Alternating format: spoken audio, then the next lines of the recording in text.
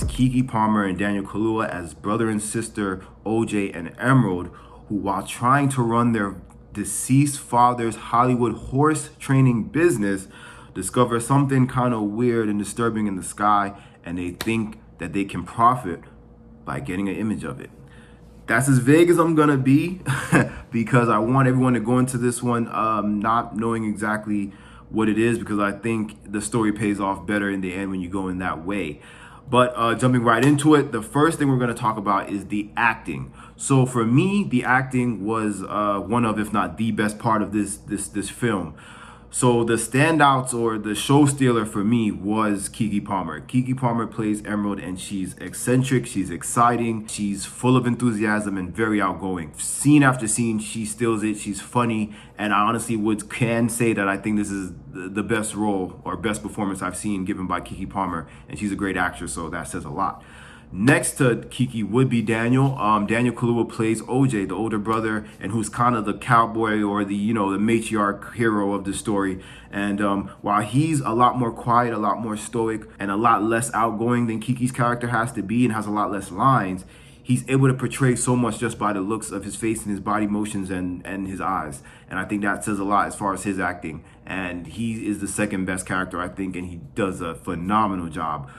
Next to them, I would say the two main characters would be Steven Yeun as his character named Rick, aka Jupe, and he does an amazing job. I think he was a little bit underused. His character has a lot of backstory that alone is very interesting, but Steven Yeun himself, a little underused, but he does great in the role. He's very convincing in the role that he is. And next to Steven, we have Brandon Pirana, I think is how you say his name. He plays a character named Angel. He's very funny, more like, low-key funny, very also eccentric and kind of just like the comic relief and the tech guy of the film. Brandon P is a new and upcoming actor. He doesn't have a lot of acting credits, but he also does phenomenal job in this role, and I think he's gonna get a lot of roles coming up. Next, moving on, let's talk about the story.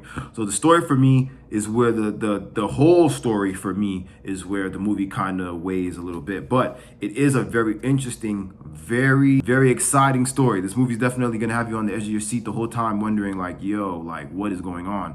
And I think that is kind of the double-edged sword of it is in the beginning and how it begins and how everything goes. You're going to be on the edge of your seat. How everything plays out, you might be a little bit on the edge about it, not sure. It is very mysterious. It's a mystery movie. I wouldn't say it has a lot of plot twists, but there are a couple twists, a couple surprises, things that happen that never makes the story feel dull. You always feel like something's happening. It's from beginning to end, scene after scene. It kind of doesn't stop. And I would say there is a change of direction that I think maybe some people are going to feel like if they had went the way it seemed they were going to go, you would have preferred it.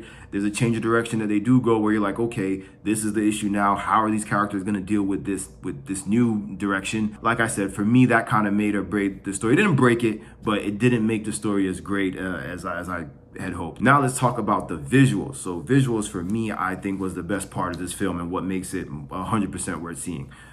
These shots are beautiful. The cinematography is beautiful. The cinematographer, Hoyt Van something, I forget his name, he has done a lot of cinematography for directors like Christopher Nolan, and you can see like some of the night shots, like the dark night scenes that they do in this film. You don't even know how they did it. It's almost like you're there. You feel like you're there seeing it.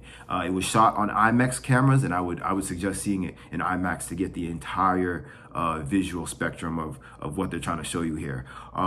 Visually, there are some disturbing images, some disturbing whole sequences where you're gonna sit there and kind of feel uneasy and kind of feel like, oh, I don't like what I'm seeing. And that was definitely a plus for me. The sound direction between the score, the sound effects completely matched the visuals. And visually here, everything was a plus. Between the practical effects to the CGI stuff to just what they were showing you, what's in the shot. Everything was perfect, and I think the sound matched it as well. There's a specific threat in this movie that every time the threat pops up, there's a very specific sound or noise that you hear, and I guarantee you it's going to be very hard to get that sound out of your head when you're done watching this. So definitely for me, a great job, plus on the visuals. Next, we're going to talk about, is this horror? Is this a horror movie? A lot of reviews I've been seeing and people talking about it. Some people are saying it's horror. Some people are saying it's far from horror. For me, I wouldn't call it horror. I would say it's more of like a sci-fi thriller or even just a suspense thriller. Definitely an action thriller, maybe even. But I wouldn't say there was enough horror elements in it for me to consider it a horror. There's elements of horror, but if you're somebody who watches a lot of scary movies, a lot of horror movies, I don't think you're going to consider this one a horror movie. And on my side, that's kind of what made it a plus, because with all the intense, exciting, heart-pounding moments, you don't ever feel really too scared. There's scary moments, but I wouldn't say it's a scary movie. Along with that, I would say the trailers, if you've seen any trailers or reviews or even this review, it can't give anything away. The main plot of what's going on is not given away in any trailer, as far as I'm concerned, as far as I know, or any review. So you can completely go into this blindsided, not thinking that you're going to be scared or having to walk out the theater. It's not that kind of movie. But also, like I said, I would not exactly consider it a traditional horror movie. Even maybe not even a modern. Now, next, let's talk about Jordan Peele as a director. Jordan Peele wrote and directed this. Is obviously his third film. Get Out was his first. Us was his second. Now, depending on your taste, you might think or not think this is his best. Me personally, it is my favorite out of all of them. It's definitely the most grand, most big budget, most cinematic, most thematic. So to me, yes, it is my favorite, and I think it is his best. Story-wise, you might say Get Out has more of a compelling story. We might say Us has more of a compelling story. It honestly depends on your opinion and how you look at movies. Do I think it's the best movie of the year? Maybe not. I haven't seen Top Gun yet, and I've heard that's really good. A lot of people are putting this up there with Top Gun and The Batman. For me, I maybe like The Batman still a little bit more, but I would say that it was right up there as far as being enjoyable with Doctor Strange and the Multiverse of Madness and The Batman. Just as enjoyable, probably definitely more exciting than The Batman. So I would say it's got to be top 5 at least for best movie of the year. Another question as far as Jordan Peele, is he the best horror director right now?